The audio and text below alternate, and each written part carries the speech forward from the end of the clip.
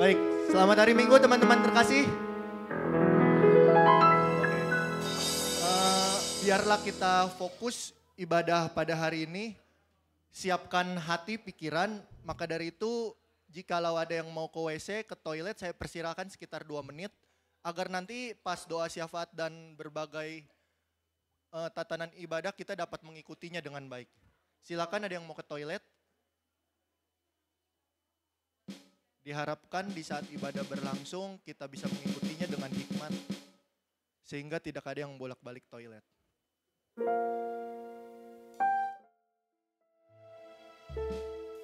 Baik, untuk teman-teman yang duduk di belakang juga saya persilakan untuk maju. Agar memudahkan teman-teman yang datangnya nanti agak belakangan.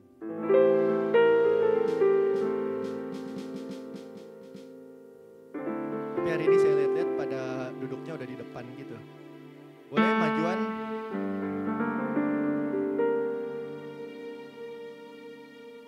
Baik. Sebelum mulai ibadah, marilah kita siapkan hati pikiran kita. Mari kita mulai ibadah hari ini dengan meneduhkan hati dan datang kepada Tuhan dalam keheningan.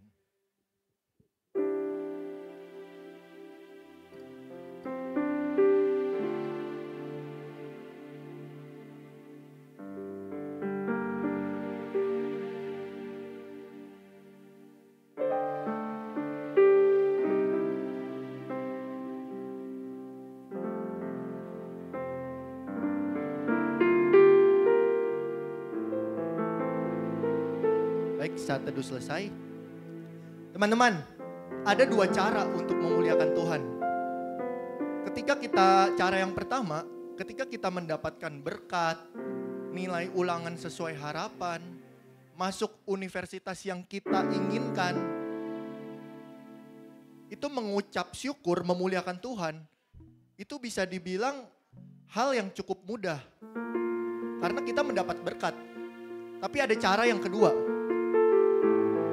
Cara yang kedua adalah ketika kita jatuh, ketika banyak pergumulan di hidup ini, ketika masuk universitas yang tidak kita inginkan, atau bahkan ditinggalkan, namun kita tetap bersyukur dan memuliakan Tuhan.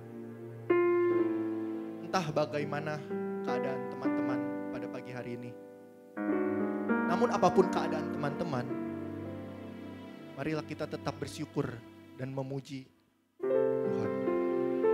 Kita mau bersyukur, bersuka cita bersama. Seluruh semesta bersorak-sorai memuji Allah.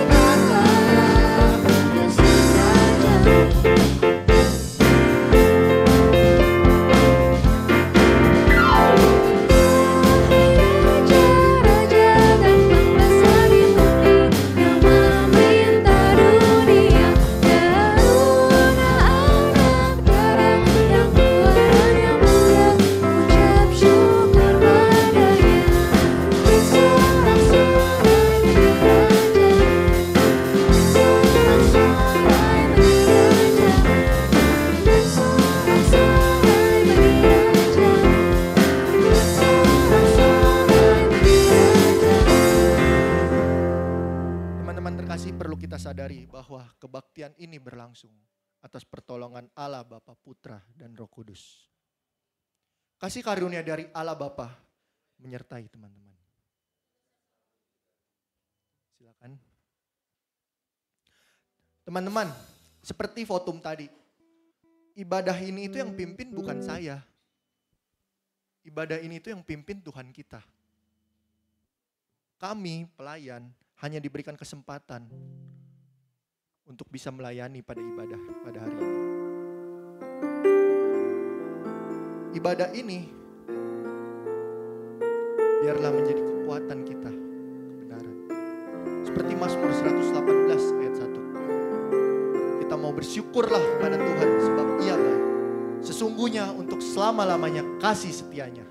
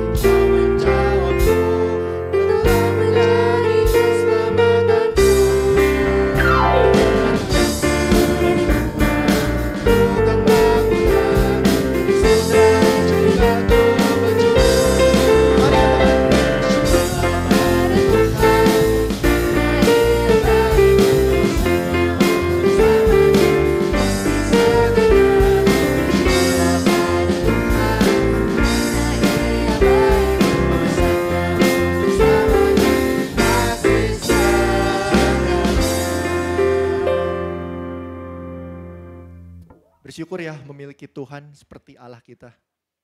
Yang padahal kalau kita sadari, kita ini udah kena penyakit. Kita semua udah kena penyakit. Penyakit yang disebut dosa. Mungkin pernah kita dengar, dosa itu ibarat kanker. Yang kadang gak kita sadari ada di tubuh kita, ada di diri kita.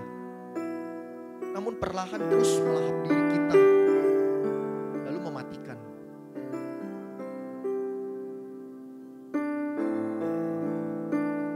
Kita kalau manusia pergi ke dokter pun belum tentu kanker itu sembuh. Dan mahal bayarnya. Namun bukan karena kemampuan atau kekuatan kita. Tuhan sembuhkan kita dari kanker itu dengan cuma-cuma. Hanya karena kasih karunia-Nya kepada kita. Tiap minggu kita diberikan kesempatan untuk kemoterapi. Dalam bentuk mengakui dosa kepada Tuhan. Secara gratis. Namun apakah kita terus mau mengulangi dosa kita? Apakah kita mau terus menjauh dan tidak berkenan di hati Tuhan? Mari akui segala dosamu. Sambil sikap berdoa pada Tuhan.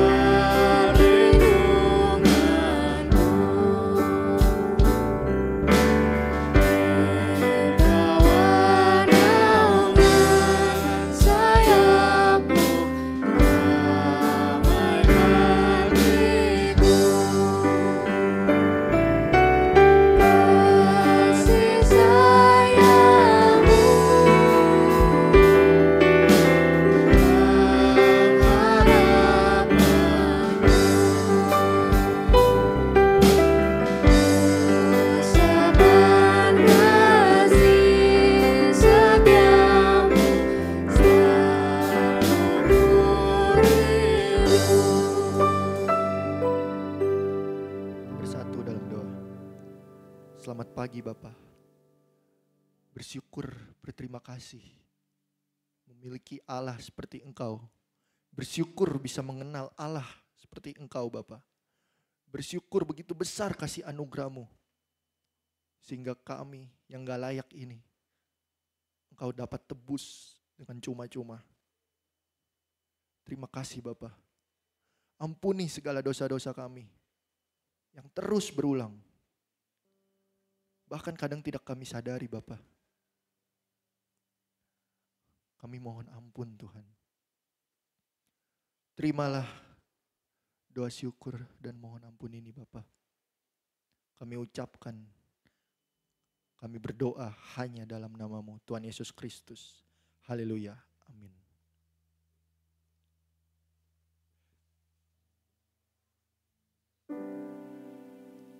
Bagi setiap kita yang telah mengakui dosa dan kesalahan di hadapan Tuhan, ingatlah Allah senantiasa memberikan pengampunan bagi kita yang benar-benar mau berubah. Karena itu dengarkanlah berita anugerah yang dinyatakan dalam 1 Yohanes 1 ayat 9. Jika kita mengaku dosa kita, Ia setia dan adil, sehingga Ia akan mengampuni segala dosa kita dan menyucikan kita dari segala kejahatan. Bukan karena perbuatan dan kehebatan kita dipulihkan dari penyakit mematikan yang disebut dosa. Ya Tuhan, kami mau menyanyikan kasih setia-Mu selamanya.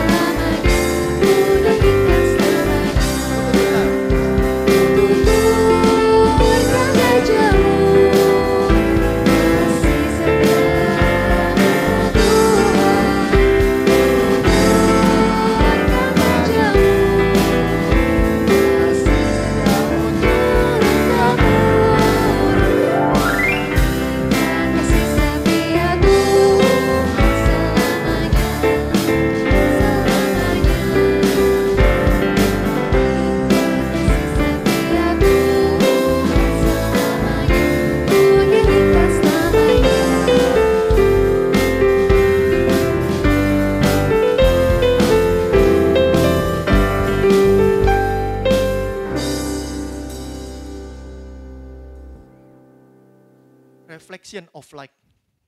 Pantulan cahaya. Apa sih maksudnya pantulan cahaya? Bagaimana kita sebagai remaja yang mungkin kebanyakan masih sekolah bisa menjadi pantulan cahaya Kristus dalam kehidupan sehari-hari. Biarlah seluruh pertanyaan itu terjawab oleh Tuhan melalui pendeta Samuel. Teman-teman, siapkan hati pikiran kita. Kita mau fokus benar-benar mendengar apa yang Tuhan ingin sampaikan pada diri kita pada hari ini. Mari panjatkan lagu ini. Bagai kita berdoa pada Tuhan, meminta pertolongannya.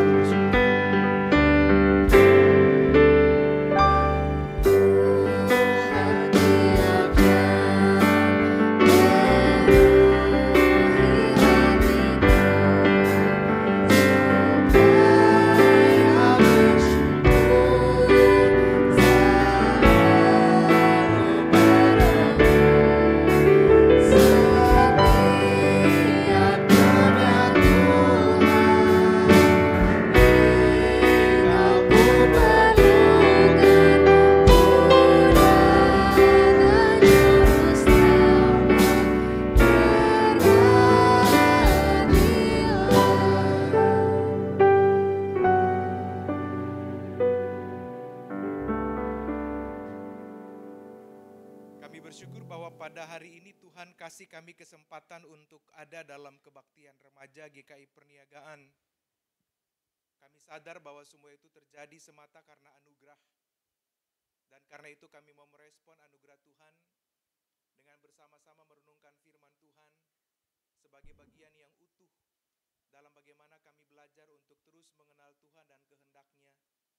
Lalu kiranya Tuhan menopang kami dalam Roh-Mu yang kudus, agar percakapan kami tentang firman menolong kami untuk terus mengerti, menolong kami untuk terus mengenal dan memahami, lalu punya tekad yang kuat untuk menjadi pelaku-pelaku firman, supaya kesempatan belajar tentang firman Tuhan Tidak berhenti hanya di dalam perenungan dan aktivitas-aktivitas rohani kami, tapi Ia mau kami teruskan dalam kehidupan kami setiap hari, melampaui tembok-tembok gereja, supaya pada akhirnya orang dapat melihat Kristus melalui kami.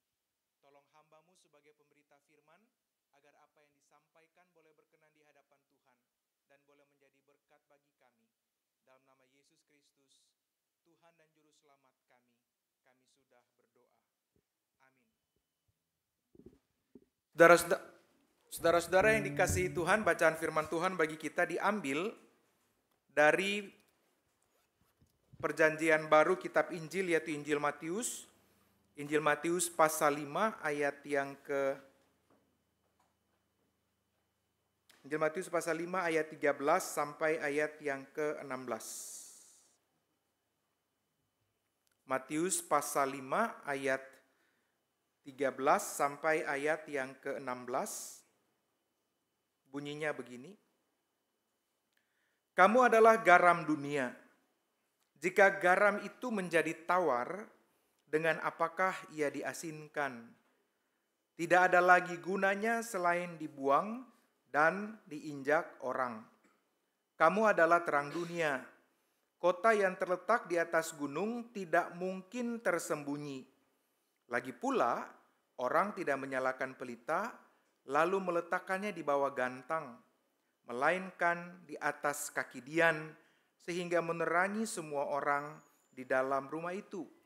Demikianlah hendaknya terangmu bercahaya di depan orang, supaya mereka melihat perbuatanmu yang baik dan memuliakan Bapamu yang di surga. Begitulah bacaan firman Tuhan. Berbahagialah setiap kita yang mendengarkan firman Tuhan dan dengan sukacita mewujud nyatakan dalam hidupnya setiap hari. Nah, para remaja yang dikasihi dan mengasihi Tuhan, seperti biasa kita kesepakatan dua hal ya. Yang pertama, tidak menggunakan handphone, tidak memegang handphone, paling tidak selama khotbah lah, kalau selama kebaktian kalian sulit ya. Sebab godaan terbesar selalu ada di HP. Dan yang kedua, kita belajar untuk bertanggung jawab. Jadi tidak mengganggu teman, tidak merasuki mereka dengan percakapan yang lain ya. Lalu kita sama-sama terlibat dalam merenungkan firman, supaya firman Tuhan bisa berhasil dalam hidup kita. Oke, saya berharap dua kesepakatan itu kita pegang paling tidak selama kebaktian.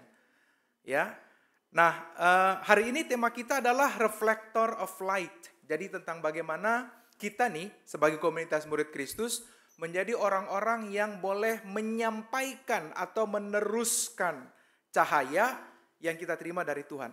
Saya mulai dari kisah tentang bagaimana Leonardo da Vinci menggambar atau melukis lukisan Last Supper, perjamuan terakhir Yesus dan para murid.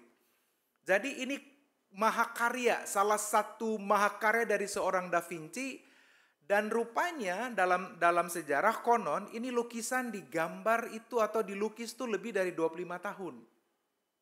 Jadi pada waktu dia melukis Last Supper, perjamuan malam terakhir, dia mencari semua, jadi dia berkeliling kota Italia untuk mencari setiap figur yang cocok. Ya, satu waktu ketika dia mau menggambar wajah Yesus, maka dia menemukan seorang yang menurut dia ini akan cocok sekali ketika digambar atau dilukis sebagai wajah Yesus, sebagai figur Yesus. Lalu setelah kesepakatan, dan ternyata background orang ini adalah anak muda yang bukan saja tampan, tapi punya kualitas karakter yang bagus, dan dia juga adalah seorang aktivis yang selalu mengisi core di gerejanya. Lalu setelah kesepakatan, kemudian Da Vinci melukis wajah Yesus. Lalu tahun demi tahun, dia terus mengerjakan lukisan itu, lalu ternyata lukisan itu tidak rampung selama 25 tahun. Salah satu kendalanya adalah dia kesulitan untuk mencari orang sebagai figur Yudas Iskariot. Lalu dia kembali berkeliling kota Italia, tapi kali ini dia nggak menemukan. Karena itu dia berjalan 600 mil jauhnya keluar dari kota Italia di sebuah kota kecil yang terpencil. Lalu apa yang terjadi? Dia mulai mencari. Dia pergi dari gang ke gang, dari tempat ke tempat. Lalu pada akhirnya dia menemukan seorang yang dalam persepsi dan intuisinya ini akan cocok jika dia melukisnya sebagai figur Yudas Iskariot. Apa yang terjadi, saudara-saudara para remaja, setelah kesepakatan itu, maka dia bawa orang itu ke studio, dan begitu sampai ke studio, lalu si orang yang akan menjadi figur Yudas ini mengatakan, 25 tahun yang lalu saya pernah ke studio ini. Anda waktu itu menggambar saya sebagai figur Yesus. Saya agak merinding nih kalau selalu menceritakan kisah ini ya. Jadi 25 tahun yang lalu Anda menggambar saya tepat duduk di kursi ini sebagai figur Yesus. Tapi sekarang Anda menggambar saya sebagai figur Yudas Iskariot. Tahun-tahun yang saya lalui dalam beberapa tahun ini begitu suram. Terjebak dalam minuman keras, hidup dalam kejahatan yang luar biasa. Sehingga memang dia tampak bungkuk dan lusuh. Begitu kotor dan tidak menggambarkan figur Yesus seperti 25 tahun yang lalu. Nah dari kisah ini, dari kisah Last Supper, mahakarya Da Vinci, kita mau belajar bahwa perjalanan hidup kita itu akan ditentukan dengan siapa kita berjalan. Ya. Kalau teman-teman remaja bergaul dengan orang yang terus pikirannya negatif, kita akan dibentuk juga menjadi orang yang selalu negative thinking. Seluruh hal-hal, pengalaman-pengalaman hidup kita lihat dalam persepsi yang selalu negatif. Begitu ketemu orang, alah dialah paling begitu. Begitu orang berhasil, paling begitu. Begitu lihat orang, dia paling begitu. Begitu lihat orang gagal, ya pantas dia begitu. Gitu ya.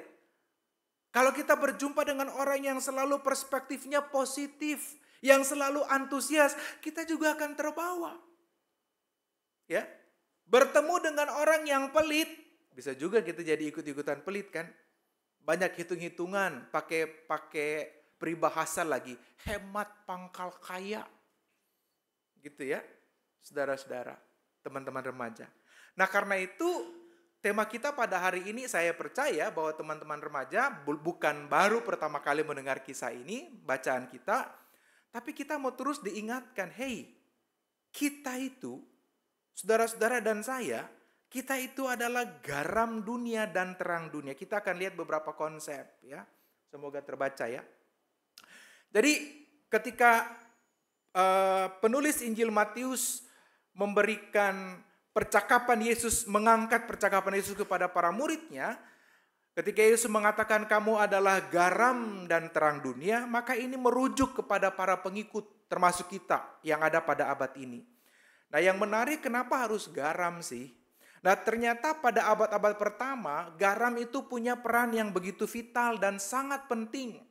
Tentara Romawi itu menerima upah mereka dalam bentuk garam pada waktu itu. Jadi garam tuh nilainya mungkin kayak emas sekarang. Ya. Lalu orang-orang Yunani itu menganggap garam sebagai sesuatu yang ilahi.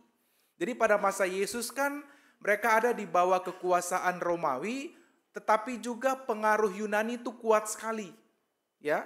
Oleh karena itu, apa-apa yang terjadi dalam konteks masyarakat Yunani juga selalu menjadi bagian yang memengaruhi kehidupan orang-orang di bawah kekuasaan Romawi. Nah, karena itu garam itu menjadi sesuatu yang punya makna ilahi, ya, atau divine. Nah, hukum Musa juga mengharuskan semua persembahan yang dipersembahkan oleh orang Israel harus mengandung garam. Jadi kita bisa bayangkan ya, apa yang dimaksudkan dengan garam ini bukan semata-mata karena dia itu bumbu masak, bukan. Tapi ada filosofinya. Sehingga di balik pengalaman-pengalaman real seperti ini, kita juga bisa menemukan bahwa garam itu juga punya hal-hal yang penting dalam hidup. Di orang-orang Timur Tengah, paling tidak garam itu punya dua manfaat ya. Karena pada waktu itu kurangnya pendingin bahkan mungkin tidak ada, maka garam itu selalu digunakan untuk mengawetkan makanan, terutama daging misalnya, ya, supaya dia tidak cepat rusak di lingkungan padang gurun yang begitu ekstrim ya, siang begitu panas, lalu malam begitu dingin. Dan karena itu orang-orang percaya kepada Kristus, kita juga adalah dikatakan sebagai quote unquote pelindung, ya, pelindung dunia dari kejahatan atau pencegah kebusukan dari karakter, dari kualitas, dari kehidupan. Yang kedua, pada zaman itu garam itu digunakan juga sebagai penambah rasa, ya, sama seperti kita pada saat ini, itu meningkatkan cita rasa makanan yang dibumbui, sehingga memang para pengikut Kristus itu diharapkan juga dapat memberi rasa atau menonjol, ya, dalam arti positif sebagai orang yang menambah cita rasa dalam kehidupan dunia ini.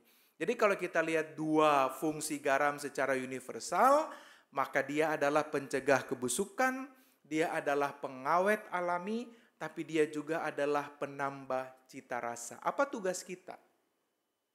Tugas kita tuh dua ini kalau kita mengacu pada konsep garam.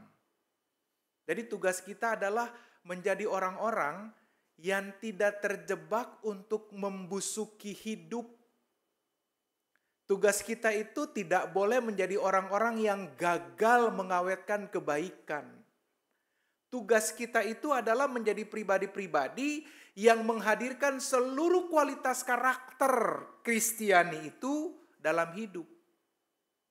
Jadi tugas kita tuh mengawetkan yang baik, bukan mempertahankan yang buruk. Ya, sayangnya pada masa ini ada begitu banyak orang Kristen, remaja-remaja Kristen yang justru mengawetkan yang busuk. Kok bisa mengawetkan yang busuk? Artinya membuat yang busuk itu menjadi lebih bertahan lama ketimbang mencegah kebusukan. Teman-teman remaja tentu bisa memahami ini. Coba lihat dalam konteks masing-masing. Nanti kita akan lihat pada bagian berikutnya. Nah, karena itu garam yang terkontaminasi akan menjadi korosif dan beracun pada masa itu. Garam yang terkontaminasi bahkan tidak bisa digunakan untuk pupuk di ladang, sehingga ia harus dibuang ke jalanan. Karena itu dalam teks tadi dikatakan, jika garam itu menjadi tawar, dengan apakah ia diasinkan? Tidak ada lagi gunanya selain dibuang dan diinjak orang. Jadi bayangkan kalau yang namanya garam tuh nggak asin, dia kehilangan apanya? Identitas. Jadi kalau garam tuh udah nggak asin, identitasnya nggak ada. Maka dari itu ketika Yesus bicara tentang garam dan terang, dia sedang taruh dalam diri orang percaya bahwa kamu tuh punya identitas. Ketika firman itu jatuh pada kita pada pagi hari ini bagi anak remaja di GKI Perniagaan, dia mau mengingatkan kamu semua bahwa kamu itu punya identitas. Ya. Identitas memang tidak pernah tunggal. Secara psikologis identitas tuh banyak. Ya. Ketika kamu di rumah mungkin identitasmu lain, ketika kamu di sekolah kamu punya identitas tertentu dengan segala macam. Tapi satu hal yang sangat penting dan sangat bold bagi kita pada pagi hari ini, bahwa sebagai pengikut-pengikut Kristus, sebagai orang-orang percaya, kita punya identitas. Dan Yesus sedang menegaskan kembali identitas itu. Kamu adalah garam dunia dan kamu adalah terang dunia. Karena itu jika kita membiarkan ketidaktaatan, kecerobohan, ketidakpedulian menguasai hidup kita, maka kita sudah terkontaminasi ya oleh garam yang kehilangan rasa asinnya. Maka yang pertama kita belajar supaya bagaimana sih kita memprotek diri sendiri ya supaya kita nggak kehilangan rasa tadi. Kita lanjut dulu ya, nanti baru kita lihat konteksnya. Yang kedua, Yesus mengatakan kamu adalah terang dunia. Dikatakan di sana bahwa kota yang terletak di atas gunung tidak mungkin tersembunyi. Lagi pula kata Yesus, orang tidak menyalakan pelita lalu meletakkannya di bawah gantang ya atau di bawah kolong, melainkan di atas kaki dian di sebuah tempat yang lebih tinggi supaya ia bisa menerangi ya semua orang di dalam rumah. Itu kata Yesus. Nah, terang itu adalah lawan dari gelap. Terang itu dia menyinari sesuatu yang Dia menyinari sesuatu dan menyingkirkan kegelapan sehingga menjadi nyata dan jelas. Dengan terang orang melihat dan mengenali sesuatu dengan jelas. Dalam terang segala sesuatu terungkap dan terlihat dan terkenali. Dengan terang orang dihindari dari kesalahan. Orang yang menyusuri jalan atau lorong membutuhkan terang supaya tidak salah jalan dan berada dalam jalur yang benar. Terang membantu setiap orang. Ya, jadi terang itu selalu asosiasinya adalah semua yang baik. Ya. Gelap itu asosiasinya selalu buruk. Belasan tahun lalu sebelum saya menikah, saya tinggal di Kemayoran di salah satu apartemen gitu ya. Nah, tiap kali pulang rapat malam, itu selalu saya putar balik underpass supaya langsung masuk pintu apartemen. Nah, tiap kali putar balik tuh satu waktu saya selalu bingung ya, ini tengah malam jam 11 kok motor parkirnya banyak. Ya. Tapi herannya tuh di situ nggak ada kafe, nggak ada warung tenda gitu ya. Terus makin ke gelap, itu parkir motornya makin banyak, tapi orangnya kok nggak ada. Ya. Lah nanti pada satu area kemudian ternyata orangnya pada sembunyi-sembunyi ya, berpasang-pasangan gitu ya. Jadi dating in the dark. Nah lalu satu waktu saya suka iseng gitu ya. Begitu saya ada pada posisi tegak lurus dengan para penghuni motor tadi, lalu saya mulai nyalain lampu panjang. Cureng! Itu tuh pada kaget semua, kena silau ya. Cahaya dari surga gitu ya. Menerangi kegelapan dunia ya. Macam-macam lah ya apa yang mereka lakukan. Tapi saya mau bilang ini, bahwa benar asosiasinya orang melakukan yang buruk tuh selalu dalam gelap. Ya. Kamu kalau lagi terjebak untuk ngegibah orang, bisik-bisik apa kenceng-kenceng? Hah? Woi, gua mau ngegibah nih, gitu enggak? Kalau enggak, lu tahu enggak dia tuh? Gitu ya. Kenapa bisik-bisik? Karena kita tahu itu enggak benar, enggak bagus secara etis. Ya. Orang kalau menyembunyikan sesuatu yang salah, namanya juga menyembunyikan ya, pasti diam-diam. Itu asosiasinya selalu ke arah itu. Nah sehingga teman-teman remaja yang dikasihi Tuhan, ketika dikatakan bahwa terang itu dia menyingkapkan segala sesuatu, maka dia menolong kita untuk melihat sesuatu secara lebih terang dan secara lebih clear. Ketika tiba-tiba mati lampu, yang kita cari apa duluan? HP. Buat apa? Flashnya yang kita butuhin. Ya kan? Karena orang butuh. Ya, orang butuh supaya orang bisa lebih clear, supaya orang gak salah, supaya kita gak terantuk, dan seterusnya. Maka dari itu orang percaya fungsinya juga adalah terang dunia. Membawa orang kepada sesuatu yang terang, yang jelas. Mengarahkan orang kepada sesuatu yang benar dan tepat. Menolong orang supaya berjalan pada jalan yang betul. Jadi, kalau teman baikmu yang suka nraktirin kamu bikin salah, tugas kamu membetulkan dia. Kalau kemudian kalau kemudian kamu bilang, gak apa-apa lah bro, sis, biasa kecil mah itu mah kesalahan lu, orang lain lebih gede, maka kamu adalah garam yang kehilangan asinnya. Maka kamu adalah orang yang tidak mampu membawa orang ke dalam kehidupan yang terang. Nah teman-teman remaja, Yesus mengatakan kamu adalah garam dunia, kamu adalah terang dunia. Yesus enggak bilang jadilah garam dunia, enggak. Kalau jadilah garam dunia itu belum jadi. Itu imperatif, perintah. Yesus enggak bilang jadilah terang dunia, enggak. Tapi Yesus mengatakan kamu adalah. Jadi ini kalau dalam bentuk istilah bahasa aslinya, ini berarti sesuatu yang telah terjadi dan sesuatu yang akan terus seperti itu. Maka ketika dikatakan kamu adalah garam dunia, kita ini, saudara dan saya ini, pada dasarnya ketika percaya pada Kristus kita adalah garam dan terang. Yesus hanya sedang menegaskan identitas kita itu loh. Ya. Supaya pada akhirnya Kita tuh paham kemanapun kita pergi, dalam situasi seburuk apapun, kita tetap taruh dalam cara pikir kita bahwa saya ini adalah garam dan terang. Dan karena itu ada sesuatu yang harus saya kerjakan, yang harus saya jalani dalam identitas itu. Ya, bersyukur bahwa iman pada Tuhan itu adalah sebuah proses yang full time ya, bukan part time. Kalau iman pada Tuhan tuh part time kan, saya lagi nggak butuh iman nih, simpen dulu aja deh di rumah gitu ya. Nanti kalau pas mau kebaktian remaja aja 8:30 baru buru-buru pakai ya iman itu supaya kelihatan rohani ya. Makanya saya selalu mengatakan saya nggak pernah mau mengukur orang Kristen tuh dalam gereja, enggak. Sebab dalam gereja itu semuanya tampak seperti malaikat. Ini malaikat-malaikat semua ini ya. Yang malaikat ya. Kenapa?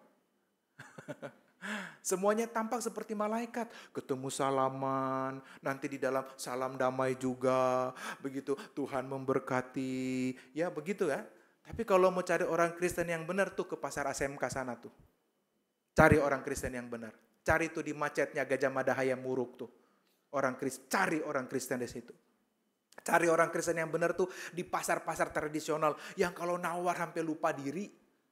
Begitu dapat harga terendah, berbahagia. Puji Tuhan, Tuhan baik. Padahal penjualnya lagi tersakiti, terzolimi. Karena terpaksa harus jual dengan yang murah. Tapi kalau pergi belanja di mall, paling pede gitu, beli barang branded, nggak pakai nawar. Posting lagi. Tuh kamu gagal menjadi garam dan terang dalam cara seperti itu.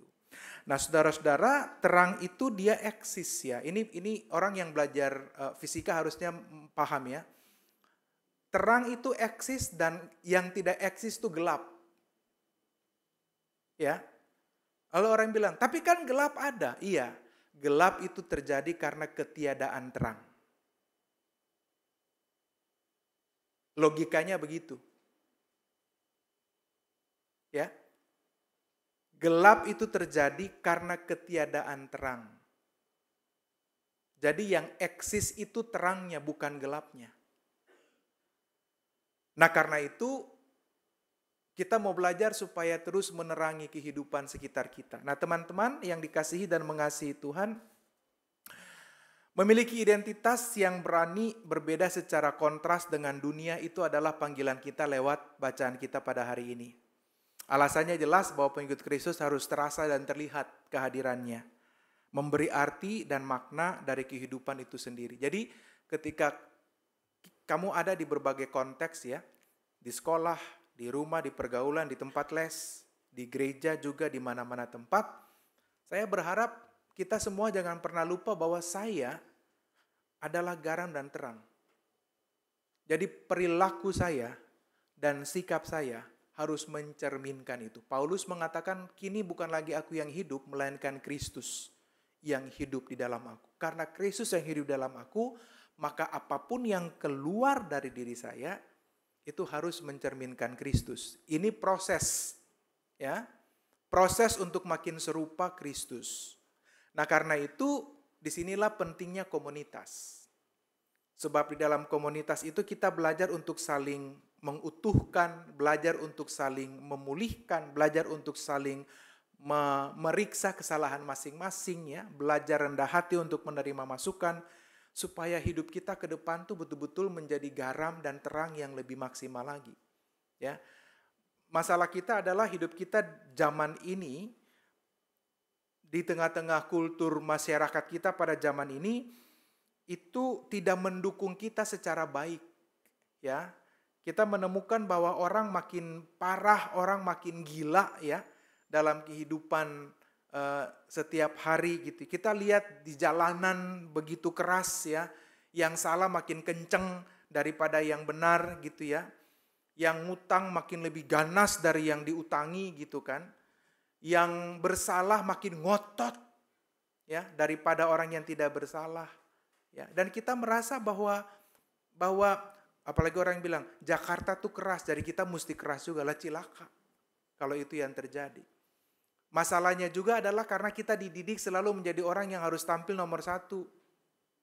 Celakanya kalau kemudian kamu dididik dalam keluarga yang pokoknya apapun yang terjadi harus tetap unggul dari yang lain. Saya paham sih semua orang tua pasti ingin anaknya jadi yang terbaik ya. Nggak mungkin kalau ada orang tua, nggak apa-apa nah, nggak usah ranking 1, 5 juga nggak apa-apa. Saya rasa nggak ada yang begitu. Tapi masalah dengan pendidikan kita adalah kita kurang memberi ruang untuk memaknai kegagalan. Kita kurang memberi ruang untuk memaknai hal-hal yang membuat kita tidak berhasil. Kekeliruan itu tidak dimaknai tapi dihakimi, dihantam habis-habisan. Oleh karena itu orang tidak belajar dari segala sesuatu. Hari ini kita mau belajar menjadi garam dan terang sebagaimana firman Tuhan pada hari ini. Oleh karena itu tadi saya katakan bersyukur bahwa iman Kristen itu adalah iman yang full time. Jadi menjadi garam dan terang itu kita bawa dalam seluruh perjalanan hidup. Dia harus dimulai dari apa yang garam dan terang itu dia harus dimulai dari apa yang kita pikirkan, apa yang kita rasakan, dan diwujud nyatakan dalam apa yang kita lakukan. Saya selalu mengatakan bahwa apa yang kita pikirkan itu berkaitan dengan persepsi. Ya, persepsi itu akan mengubah seluruh sudut pandang kita terhadap apapun. Ya, persepsi kalau bagus, dia akan diproses ke dalam juga bagus. Dan dia juga akan keluar menjadi sesuatu yang bagus. Oleh karena itu teman-teman remaja yang dikasihi Tuhan, karena dunia kita yang kita hidupi sekarang itu telah dikontaminasi oleh banyak hal yang buruk, banyak hal yang jahat. Pertanyaannya adalah, apakah seorang anak Tuhan, apakah seorang remaja GKI Perniagaan masih tetap mampu menjadi garam dan terang di tengah-tengah lingkungan seperti itu atau tidak? Ya, bagaimana caranya? Supaya terang itu bisa terus menyala. Saya pakai konteks Alkitab ya. Dia membutuhkan minyak. Kadangkala minyak kita habis. Kadangkala api kita tuh redup karena minyaknya mulai habis. Sebagai pendeta juga kadang minyak saya nyaris habis. Mengalami kelelahan. Ya, berhadapan dengan macam-macam tantangan dan pergumulan, kadang habis juga. Ya. Tapi kemudian kita belajar supaya minyak kita nggak habis, gimana caranya? Ada 2. Yang pertama, saya harus terhubung dengan komunitas. Dan komunitas itu adalah komunitas murid Kristus, tidak yang lain. Karena hanya dengan komunitas itu saya mengerti menjadi diri sendiri dan diinfus supaya menjadi pribadi dengan minyak yang utuh, itu pertama. Oleh karena itu sebenarnya kelompok-kelompok kecil itu penting ya.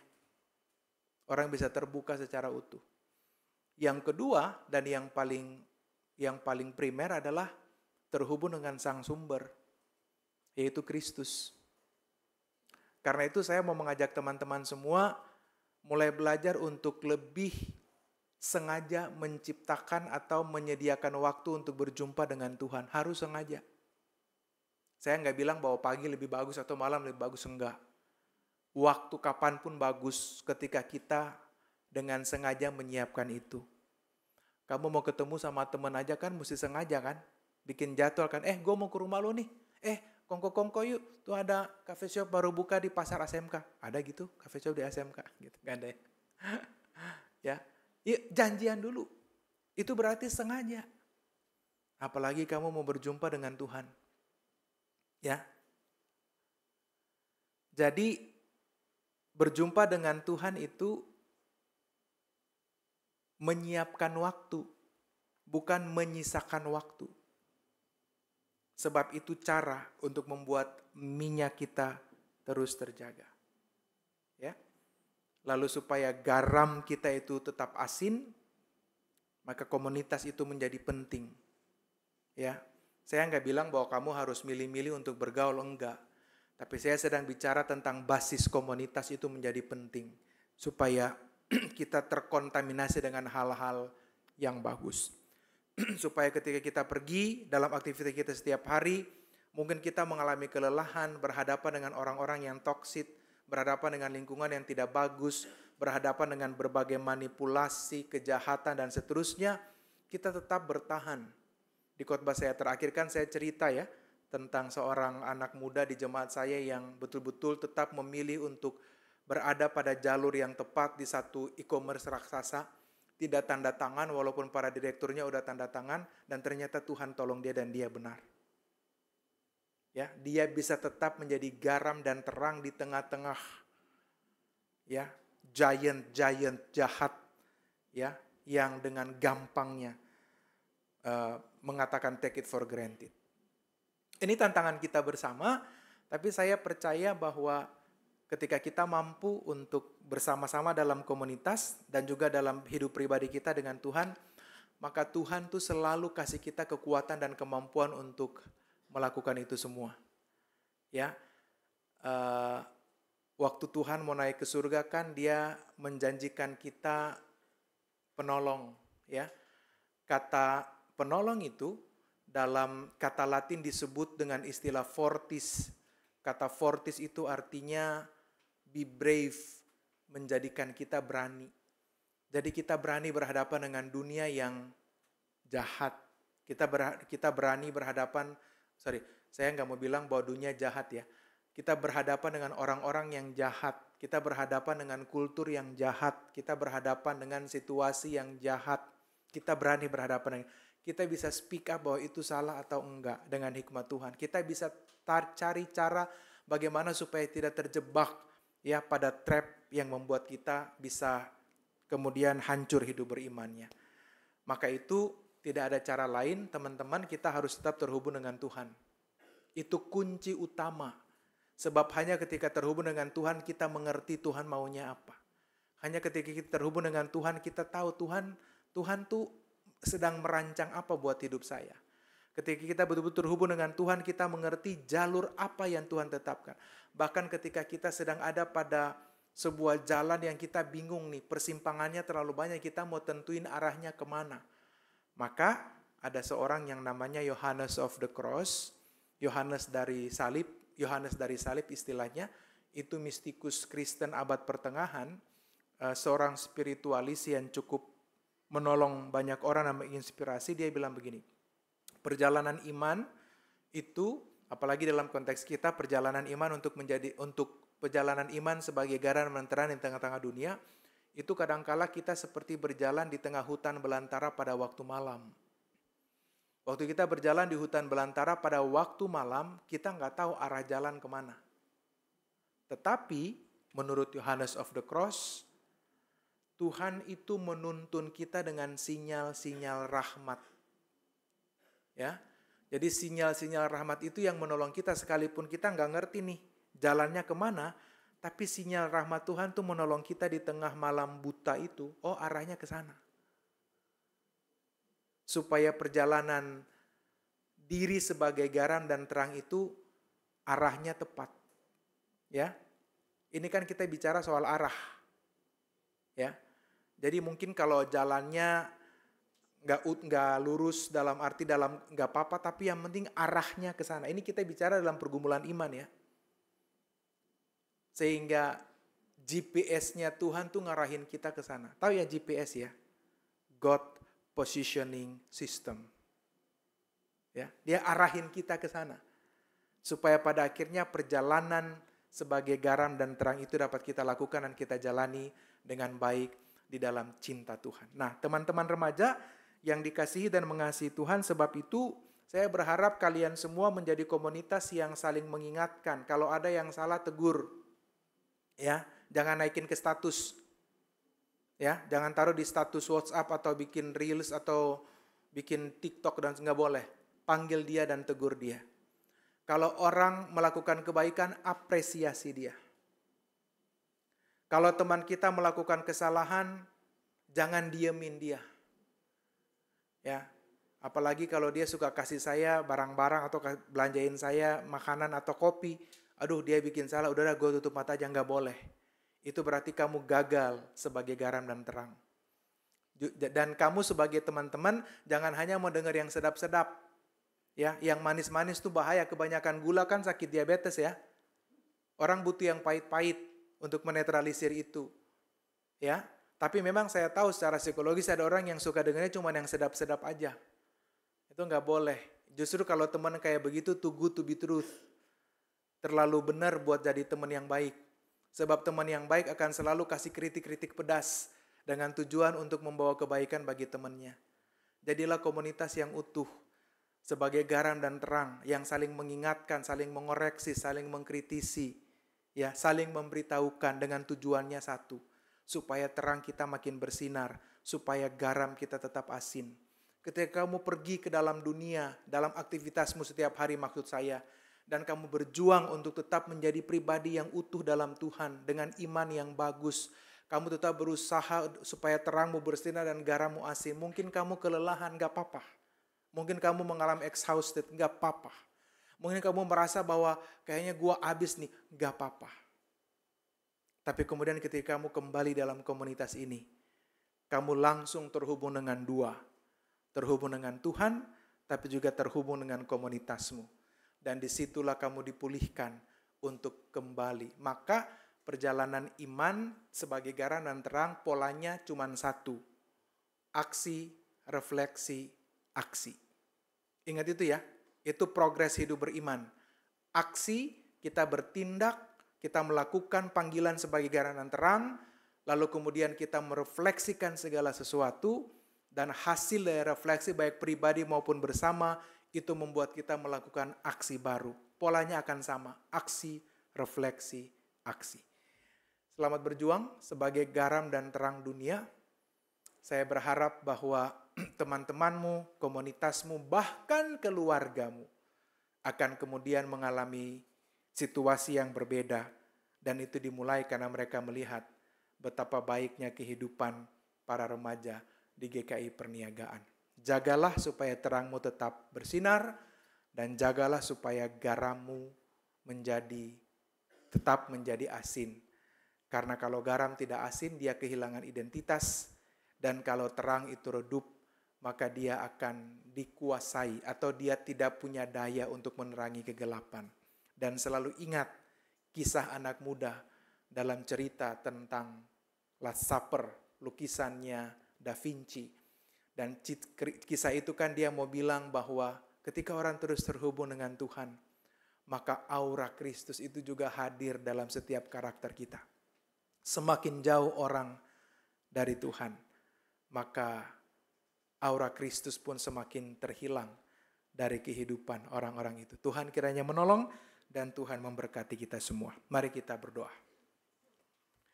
Bapa di surga, kami berterima kasih bahwa kami boleh belajar untuk menerima panggilan sebagai garam dan terang dunia. Kami tahu bahwa tantangannya sulit, tidak mudah, tapi kami juga percaya bahwa Tuhan tidak membiarkan kami berjalan sendiri.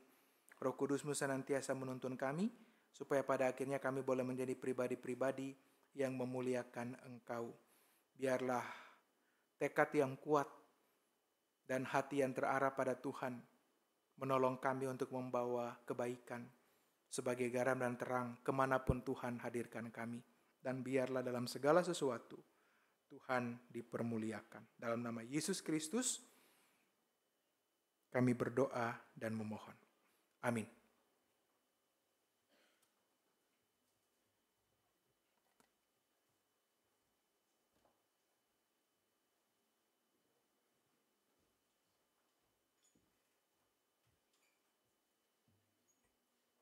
Mari kita berdiri. Kita bersyukur untuk firman Tuhan yang disampaikan.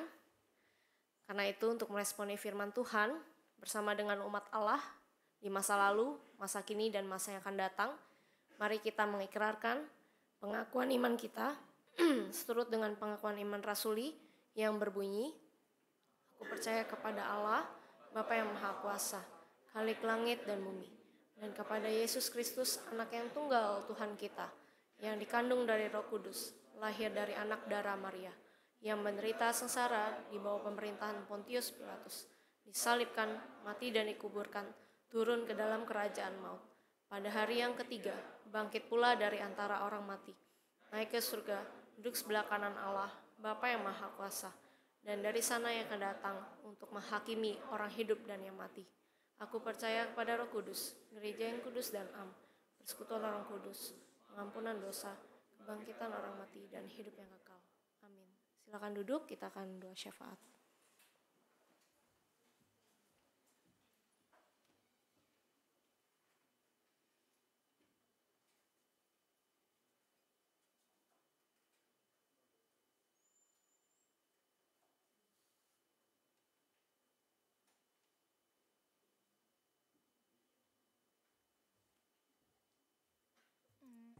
Oke, teman-teman, sebentar lagi kita mau doa syafaat.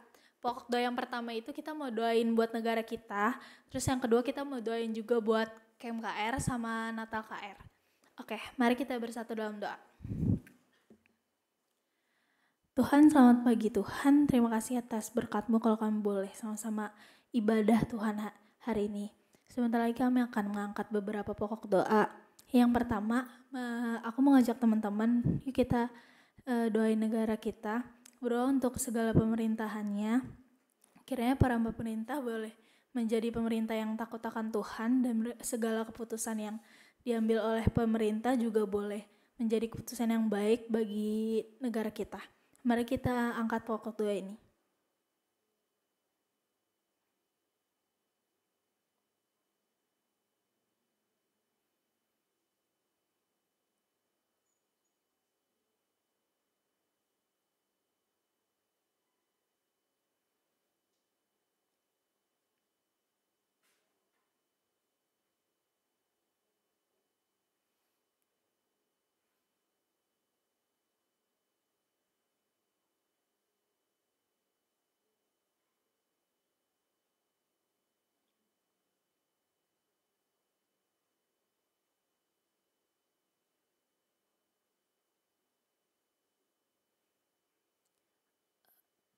Pokok doa yang kedua, untuk teman-teman yang laki-laki, mari kita berdoa untuk Natal Komisi Remaja yang akan dilaksanakan nanti, berdoa untuk segala persiapan yang dipersiapkan untuk Natal, berdoa untuk segala panitianya, kiranya mereka boleh melayani dengan baik.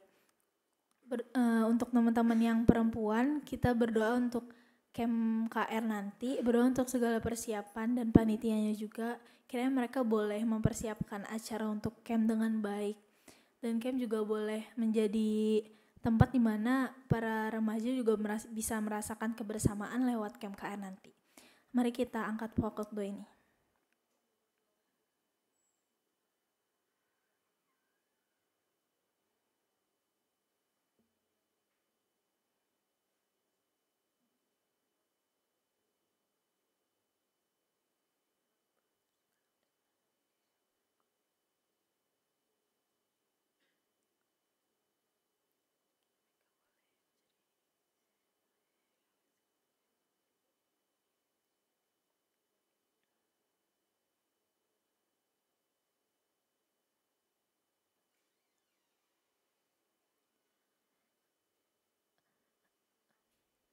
Tuhan, tidak lupa juga kami berdoa untuk teman-teman kami yang berulang tahun di minggu-minggu ini, kiranya mereka boleh semakin dekat dengan Engkau, dan mereka juga boleh menjadi berkat ditambah umurnya yang 1 tahun ini.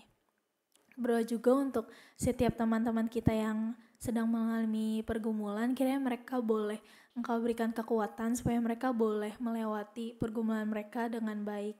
Berdoa juga untuk teman-teman yang mungkin sedang sakit di minggu ini, kiranya Engkau yang memberikan mereka kesembuhan lewat obat-obatan yang mereka minum. Terima kasih Tuhan, inilah segenap doa kami, kiranya Engkau saja yang menjawab doa kami sesuai waktu-Mu saja. Terima kasih Tuhan, dalam nama-Mu kami berdoa dan mengucap syukur. Amin.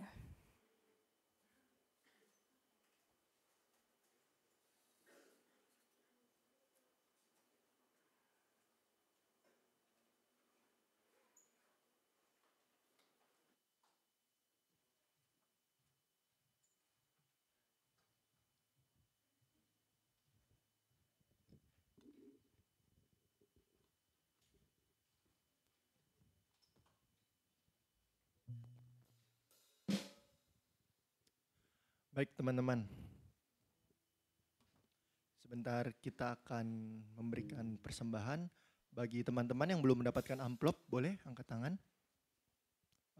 Teman-teman yang melayani boleh dibantu.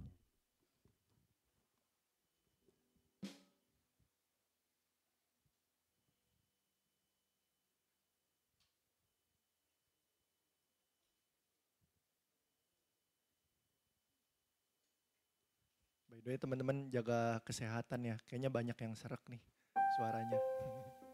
Banyak minum air putih ya.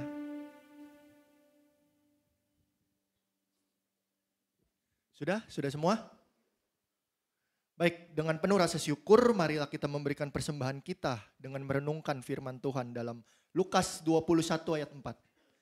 Sebab mereka semua memberi dari kelimpahannya, tetapi janda ini memberi dari kekurangannya, bahkan seluruh nafkah yang dimilikinya. Biarlah kita memberikan yang terbaik dari segala kekurangan kita dengan penuh rasa syukur.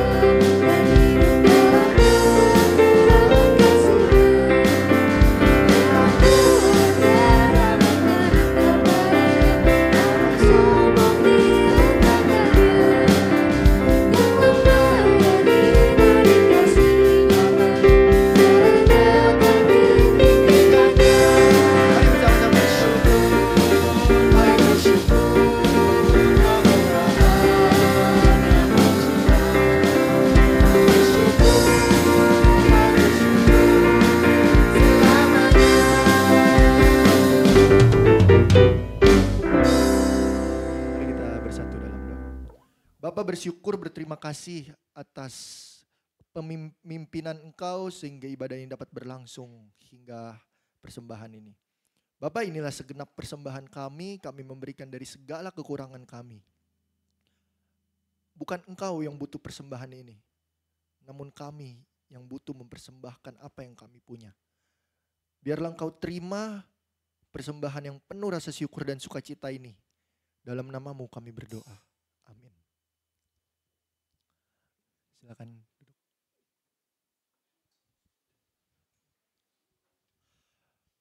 Firman tadi itu mungkin udah sering kita dengar.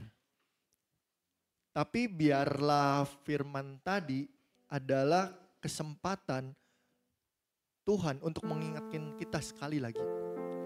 Ada beberapa poin yang aku dapat. Pertama, teman lingkungan mempengaruhi hidupmu. Setuju ya? Hidup seperti konsep garam bukan mempertahankan yang busuk, tapi mempertahankan yang baik. Layaknya garam, kita harus punya identitas. Jangan kehilangan jati diri kita sebagai umat Tuhan. Terkadang kita tahu apa yang kita lakukan salah, namun kita malah melakukannya dalam gelap. Biarlah kita belajar berhenti.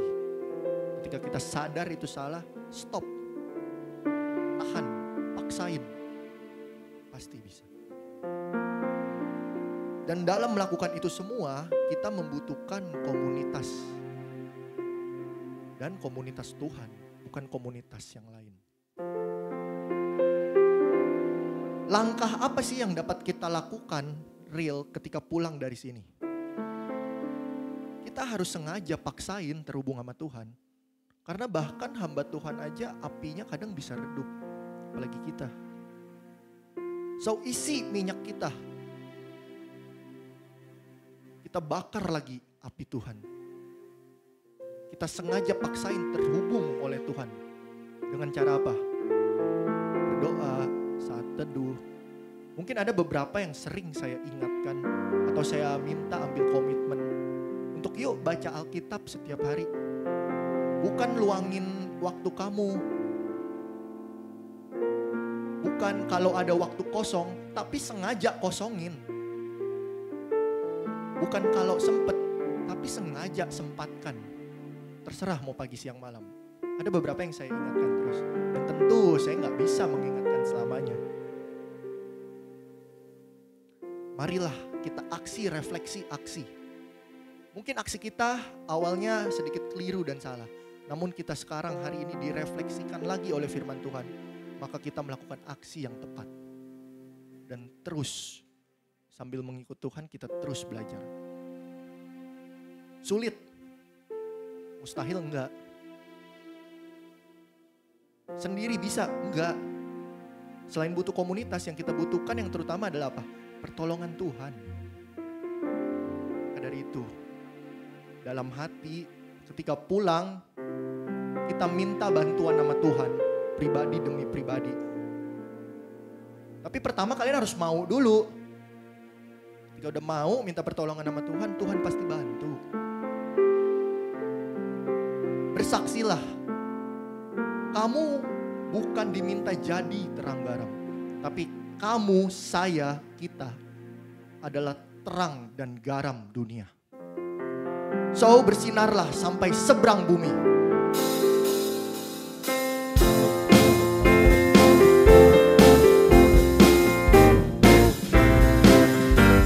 Boleh tepuk tangan.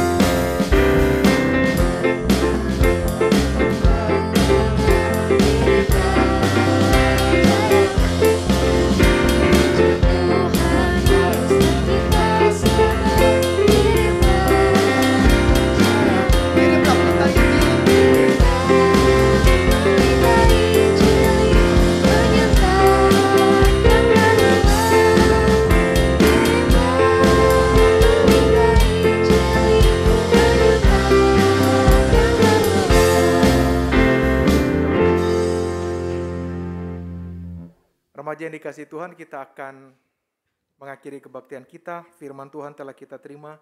Kita mau pulang menjadi pelita-pelita yang terus bersinar dan garam yang terus asin untuk memberkati kehidupan. Karena itu, terimalah berkat Tuhan. Kasih karunia dan damai sejahtera dari Allah Bapa dalam Kristus Yesus, dalam tuntunan Roh Kudus, menyertai dan memberkati, meneguhkan dan memampukan setiap langkah perjalanan hidupmu, supaya kemanapun Tuhan menghadirkanmu, engkau boleh terus menjadi pelita yang terus bersinar dan menjadi garam yang tetap asin, agar dengan itu semua engkau mampu memuliakan Tuhan dari sekarang sampai selama-lamanya. Amin.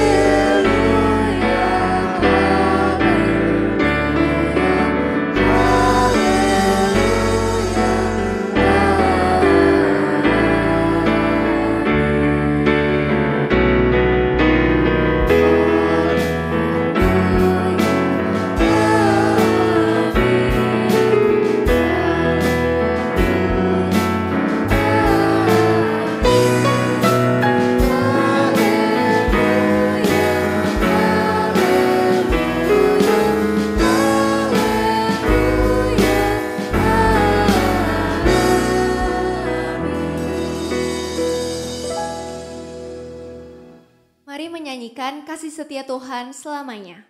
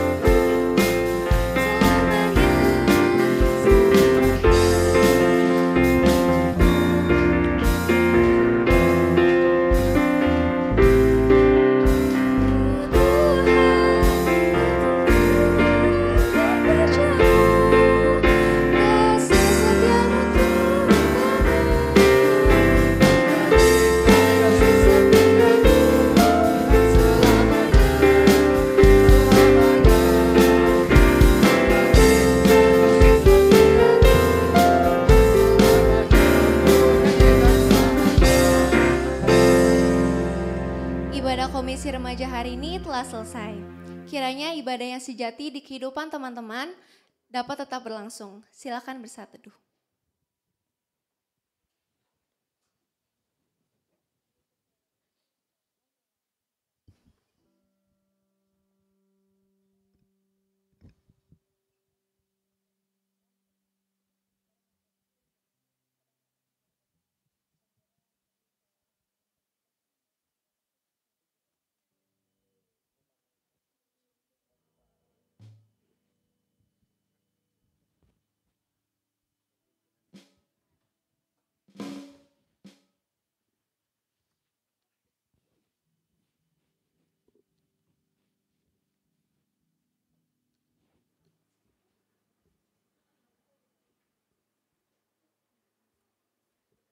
Satu udah selesai.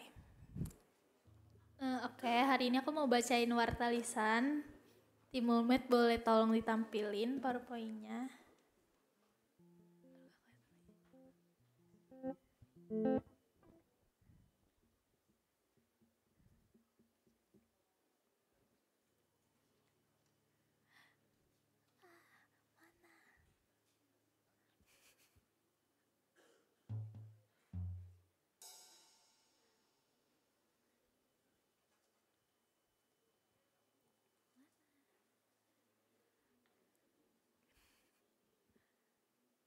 Oke, thank you. Sebelumnya happy Sunday teman-teman. Oke, aku mau bacain warta lisannya. Hari ini warta lisan tanggal 17 September 2023. Boleh next.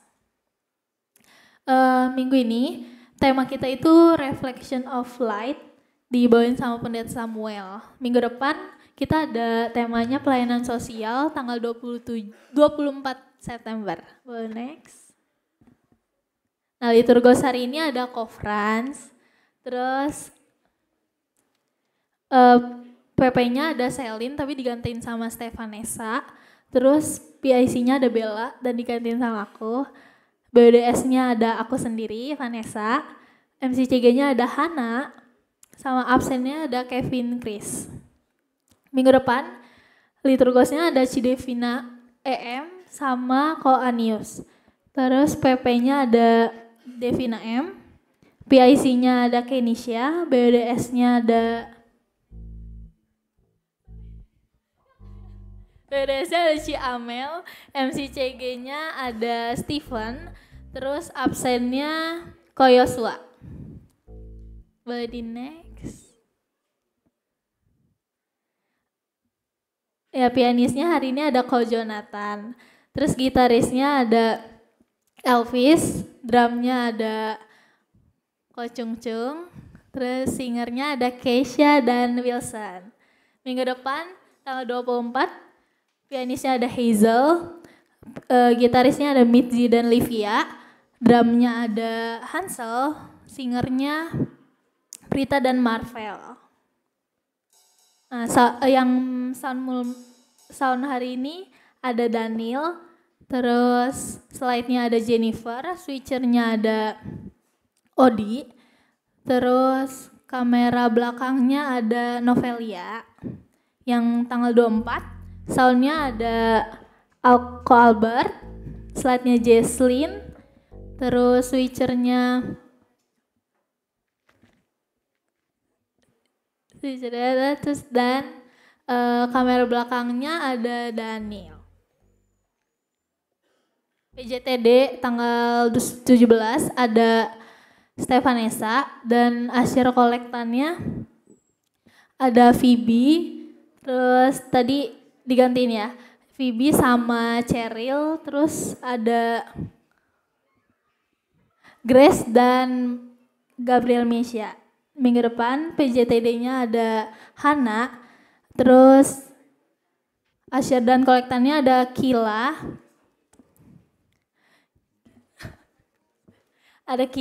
terus Kila, Kenia, Philip, Gavin. Oke. Sorry ya guys, gak kelihatan. Terus pembinaan minggu ini Alpha dan Beta libur. Yeay.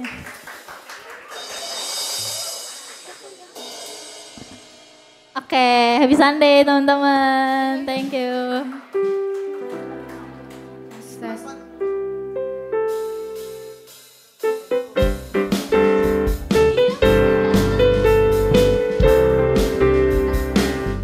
Oke, selamat hari Minggu teman-teman. Ulang tahun kami ucapkan padamu.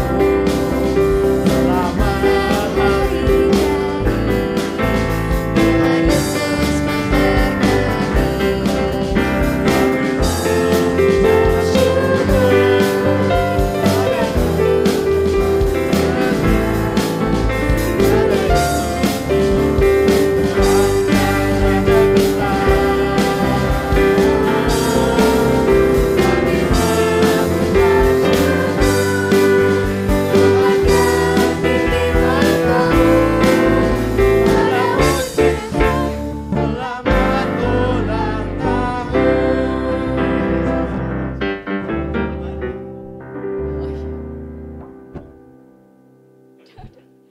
Oke, ini nggak di briefing ya. Jadinya aku juga bingung. Oke, selamat hari Minggu teman-teman. Oke, boleh bantu aku buat lihat kanan kiri kalian. Apakah ada jemaat baru yang baru pertama kali datang?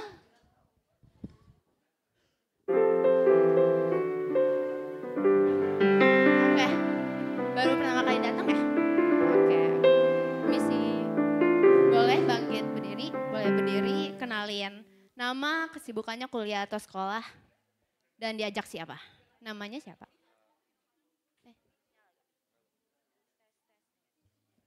Namanya Makrea dari sekolah UPH College. Terus diajak papi aku. Makrea. Oke, namanya Makrea ya. Boleh sama-sama sambut yuk teman-teman. 1, 2, 3. Halo Makrea, minggu depan datang lagi ya. Thank you. Siapa lagi? Ada lagi nggak?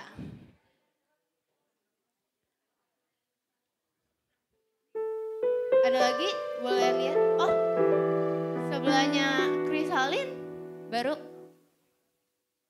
Baru ya? Oke, boleh berdiri? Gak apa-apa, kenalan aja, kenalan. Berdiri aja, kenalan nama aja. Namanya siapa? Oke, namanya siapa? Sekolah, kelas berapa atau kuliah atau ya? Diajak sama siapa? Namanya Gabriel. Udah wisuda, tinggal nunggu wisuda, diajak di sana. Namanya Gabriel ya. Teman-teman kita boleh sambut bareng-bareng ya. 1, 2, 3. Hai Gabriel, minggu depan datang lagi ya. Oke, Dero boleh berdiri. Kalian nama, kelas berapa, dan diajak siapa? Diajak. Nama saya Daryl Luke Henryson. Kelas 8.